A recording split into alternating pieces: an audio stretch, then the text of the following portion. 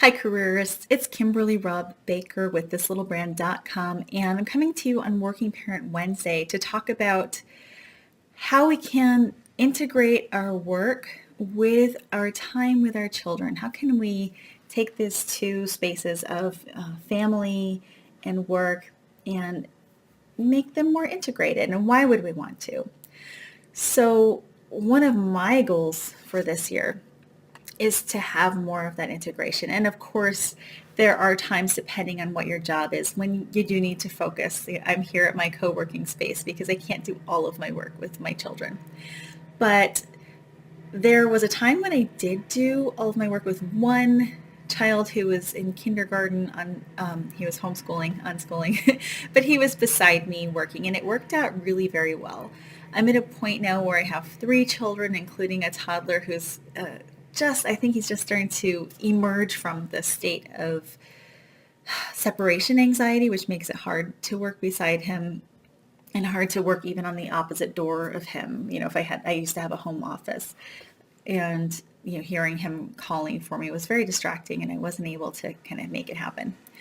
But this year, I've been thinking a lot about connection and family and what having that connection brings to our work life. You can see in my Working Parent Wednesday posts how much I learn from my children, how much creative energy is brought to my business and benefits me and my clients by being focused on them and their needs, and how I can create that space and interact with them, and how they interact with the things that I work with and the people that I work with.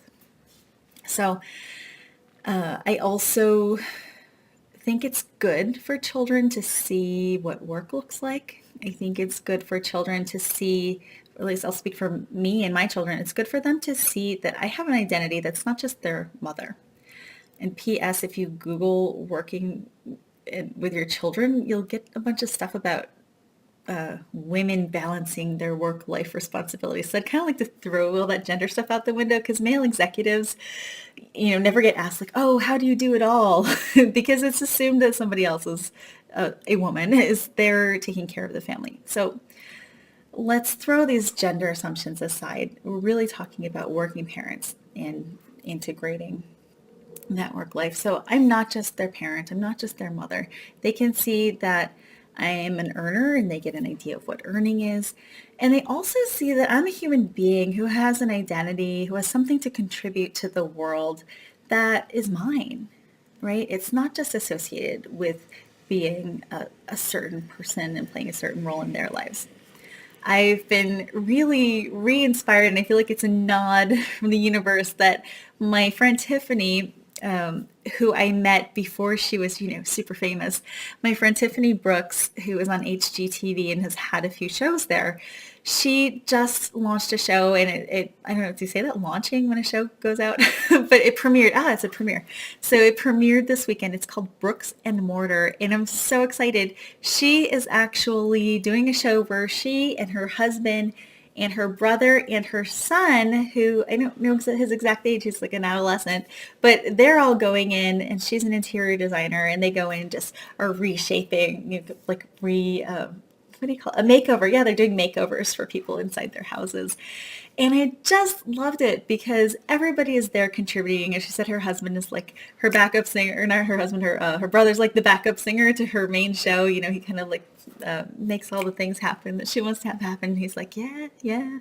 And if you see in the preview, her son is able to paint. They set up the lines and everything. He's able to paint and contribute and help. And I just think it's beautiful, and that's largely where I think we're going here. We're moving away from evaluating children's academic progress based on tests and a few surface measurements, and it's getting deeper. And this kind of connection and deep experience is a very valuable part of human development, and I like this direction. And of course, I am not at all talking about any kind of untoward, child labor abuse or anything like that.